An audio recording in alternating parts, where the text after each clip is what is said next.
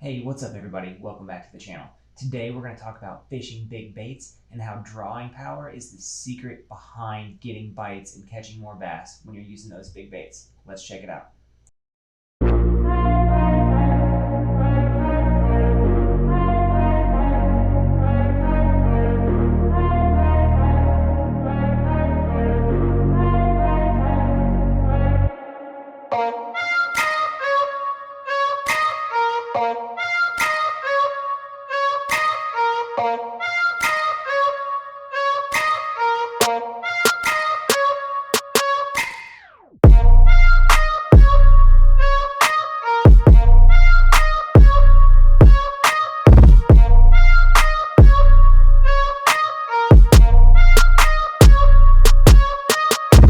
All right, guys, today we're going to talk about the 3 reasons why big baits are key in catching big fish. And the first one, as you can see, is water disturbance. So here we have the Z-Man chatterbait big blade with the Pit Boss trailer on the back. This is a big honking bait, right? It's got a big hard thump. But the number one reason why big baits work is water disturbance, and bass are curious. Here you see a bass under a dock, totally not afraid of me sticking a camera under there and seeing what's going on.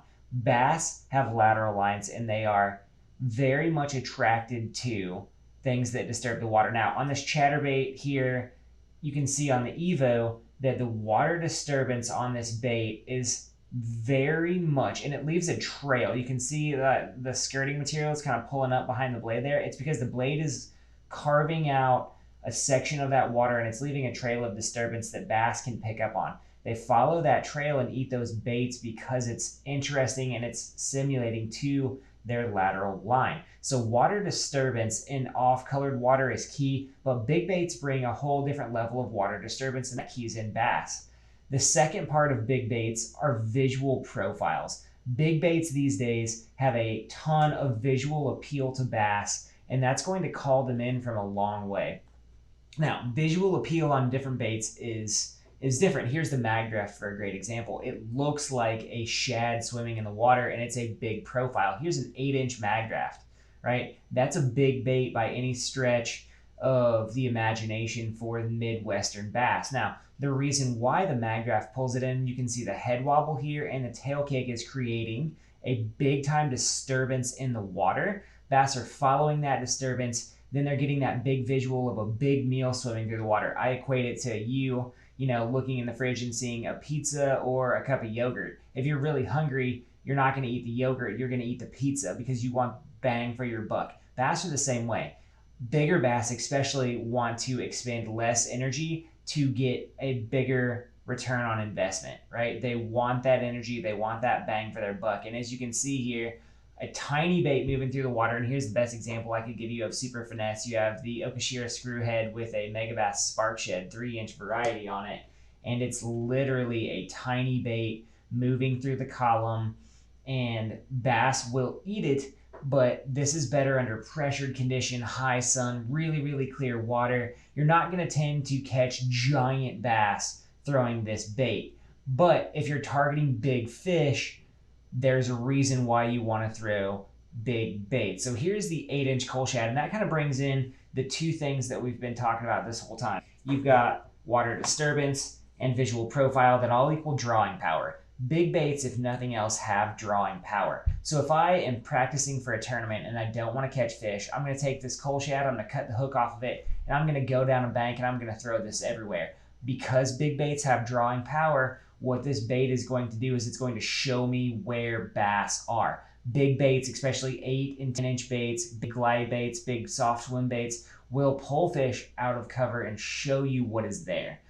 For all intents and purposes, this is a great way to see what's in your lake, even if you're not catching fish. Now, here's the secret, you're going to catch fish. I catch a ton of 2 and 3 pound bass on 8-inch swim baits all the time. It's something that I've kind of kept close to my vest up here in the Midwest, because if I ever do start to fish tournaments, I don't want to give away all my secrets. But hey, I love throwing big baits because 1, it's going to show you what lives in the lake, and 2, you're going to hook up with more bass than you thought you would have.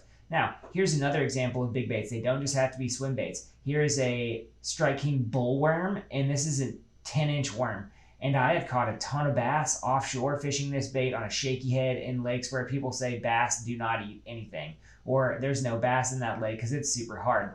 Now, you're fishing a bait that fish literally have not seen, and that drawing power plays on their curiosity. It disturbs that water and it really calls that bass in. A bass is going to come a lot longer way to look at a 10-inch worm than it is going to come for a 4-inch worm. That's just proven fact, right? All this forward facing and big glide baits and all that has showed us that bass are very curious instinctively, and they will come a long way to visually inspect a lure or to look at it, to follow that disturbance path and eat it.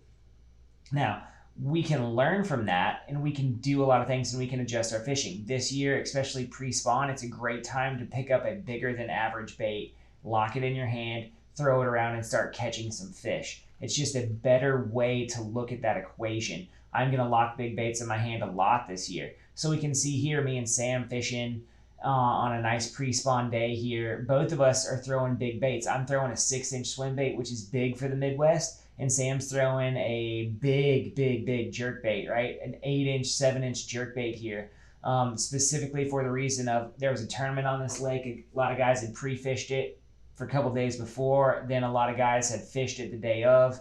They'd seen worms, they'd seen jigs, they'd seen everything, but they hadn't seen bigger than average bait. And here we're not catching any special size fish, but what we are catching are fish that wouldn't bite anything else. That 6-inch swim bait right here has given me an advantage in putting fish in the box, just like Sam throwing this big jerk bait here and starting to catch more fish because they're eating bigger bait fish right now, and it's a different profile than other guys have been throwing.